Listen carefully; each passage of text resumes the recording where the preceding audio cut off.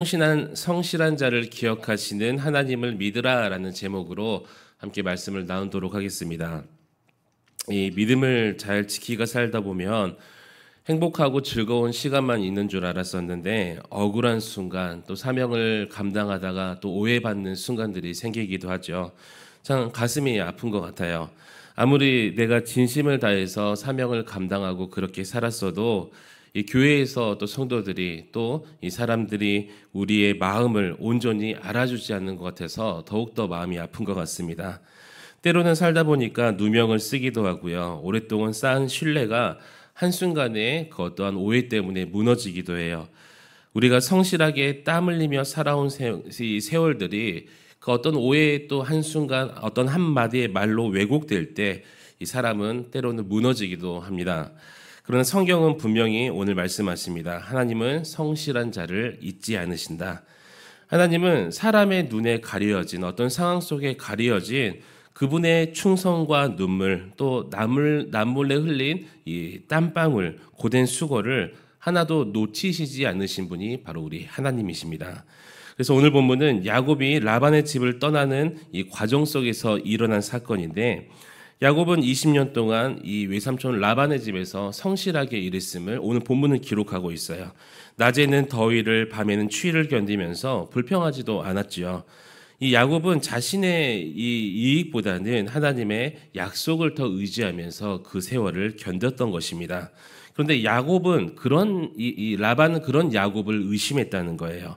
혹시 내 신상을 훔쳐간 것이 아니냐? 그래서 그의 이 장막을 샅샅이 뒤져보았습니다.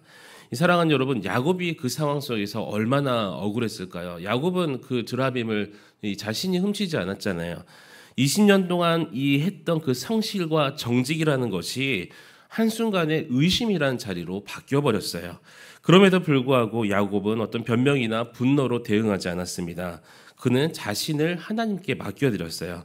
그래서 성실한 자는 억울한 일을 당해도 그때 어떤 상황을 해결하려고 나의 모든 것을 동원하는 것이 아니라 하나님께 맡기는 사람이 성실한 자임을 여러분 믿으시기 바랍니다. 오늘 우리 이 말씀을 통해서 억울한 상황 속에서도 정직을 지키는 성실, 또 눈물로 충성한 자를 잊으시지 않으시는 그 하나님, 마침내 성실을 보상하시는 신실하신 그 하나님의 손길을 살펴보면서 우리가 이 성실의 신앙을 회복하고 사람의 평가, 사람의 인정보다는 하나님 앞에서 하나님의 인정을 구하는 그런 신실한 성도님 되시기를 우리 주님의 이름으로 간절히 축원합니다. 오늘 보면 첫 번째로 성실한 자는 억울함 속에서도 정직을 지킴을 말씀하고 있습니다.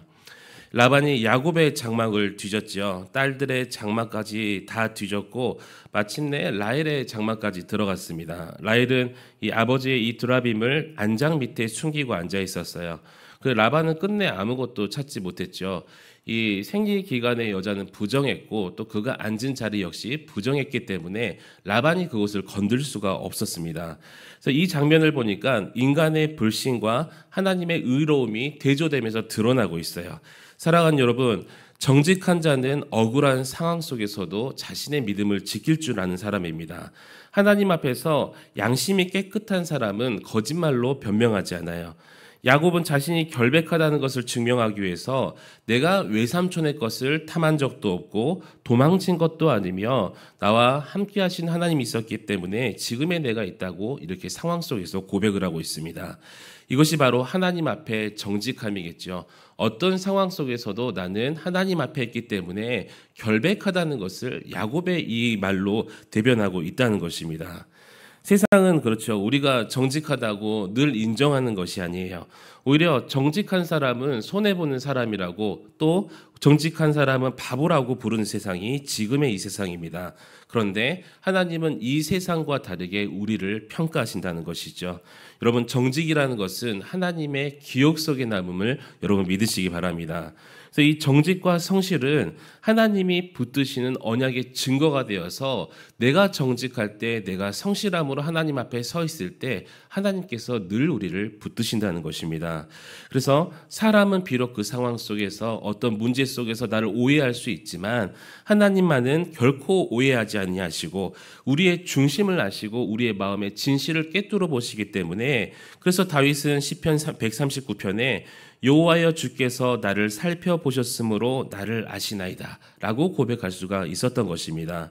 그래서 하나님께서는 우리가 지금 억울해하면서 때로는 힘들어서 흘리는 그 눈물도, 우리의 억울함도 아신다는 것이죠. 우리가 정직하기 위해서, 하나님 앞에 섰을 때 떳떳하기 위해서 내가 이렇게 지키고 살아온 것, 열심히 해온 것, 때로는 손해보고 침묵하면서 어떤 것을 기다리고 있을 때 하나님께서는 다른 사람과 다르게 침묵하지 아니하시고 반드시 하나님의 때에 정의를 불러오게 되심을 여러분 믿으시기 바랍니다. 그래서 하나님은 침묵하지 아니하신 분이에요. 우리가 정직과 성실 앞에 섰을 때 반드시 그 열매가 맺히도록 하시는 분이 바로 우리 하나님이시라는 것입니다. 오늘날 우리는 빠르게 이익을 추구하는 시대에 살고 있죠. 진실보다 어떤 이익이 더 중요해요. 어떤 성실보다 내가 빠르게 잘 사는 그 길이 중요한 시대, 우선시되는 세상입니다. 그런데 하나님의 자녀, 성도라고 불리는 우리들은 다르다는 것이죠. 우리는 누구냐면 바로 하나님의 사람, 하나님의 자녀예요. 사람들은 보이지 않아도, 사람에게 내 마음과 내가 하는 성실들이, 정직들이 보이지 않아도 하나님께서 나를 보고 계신다, 함께 하신다는 그 확신으로 우리가 살아가야 될 줄 믿습니다.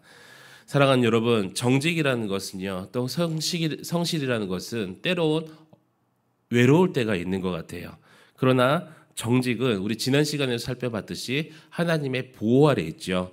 야곱의 인생처럼 성실하게 살아온 세월을 결코 하나님께서 버리시지 않는다는 거예요. 하나님께서 야곱의 그 억울함에서 구하셨고 또 그 정직함을 하나님께서 변호하셨고, 그래서 어떤 오해 속에서도 그 모든 문제들을 하나님께 맡길 수 있는 귀한 믿음이 여러분의 있기를 축원합니다. 그래서 정직이라는 것을 여러분 포기하시면 안 된다는 거예요. 이 상황이 정직하면 내가 손해보고 억울한 일을 당할지라도 내가 사람 앞에 서 있는 것이 아니라 누구 앞에 서 있어요? 하나님 아버지 앞에 서 있다는 것을 여러분 기억하시고, 하나님의 그 의로운 손이 반드시 여러분을 드러내심을 믿으시고, 이 믿음으로 흔들림 없이 정직하며 하나님께 영광 돌릴 수 있는 복된 정직한 성실한 성도님들이 되시기를 우리 주님의 이름으로 간절히 축원합니다. 오늘 본문은 두 번째로 성실한 자는 자신의 자리를 충성으로 지킴을 말씀하고 있습니다. 야곱이 20년 동안 외삼촌 라반을 섬겼지요. 야곱의 말에 따르면 낮에는 더위에 밤에는 또 추위에 시달렸고 눈붙일 겨를도 없었다. 그러니까 한마디로 20년 동안 정말 생 고생을 다 했다라고 이야기를 하고 있어요.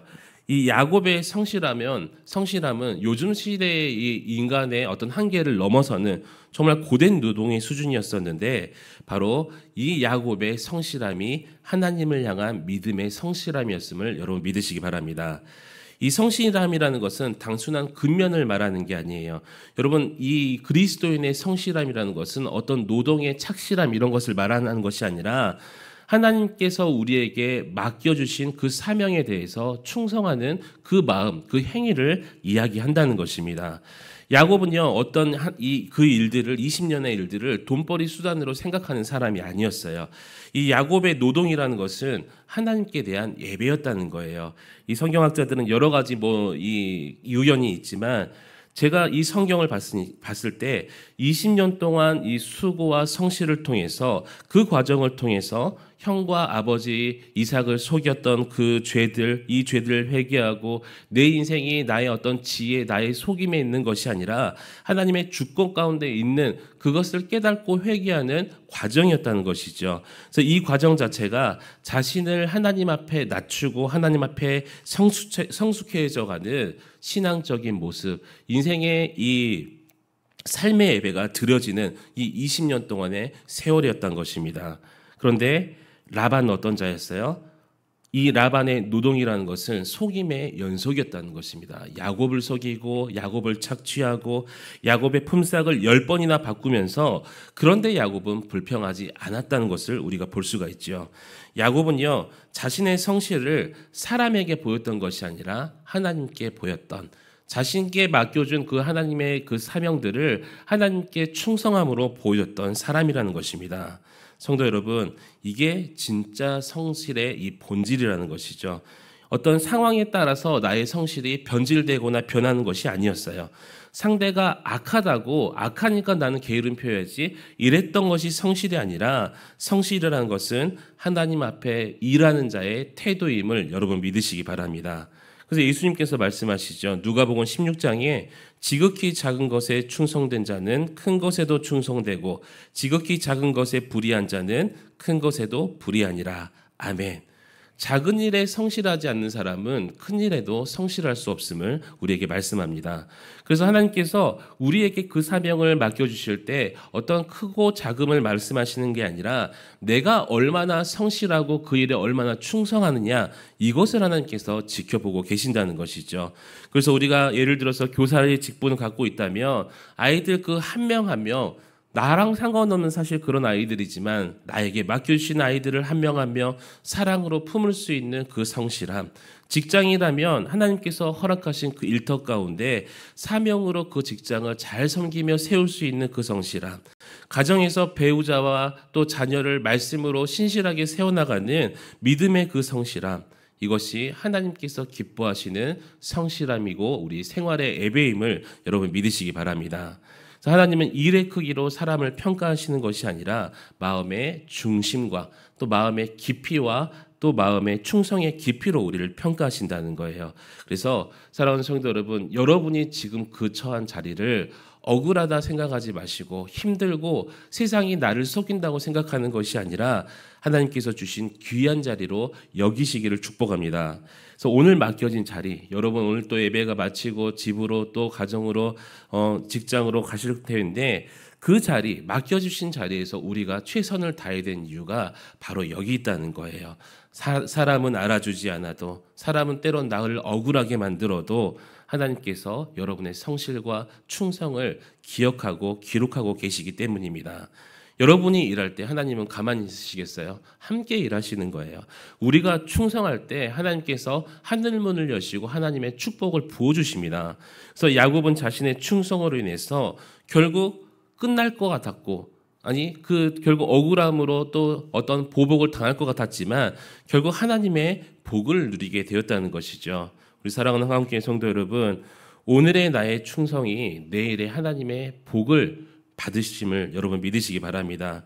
그래서 우리가 그 성실을 포기하는 것이 아니라 오히려 그 성실을 붙들고 믿음으로 하나님께서 맡겨주신 그것들을 맡은 자리에서 성실을 다할 수 있는 진정한 하나님의 일꾼들이 오늘도 되시기를 우리 주님의 이름으로 간절히 축원합니다.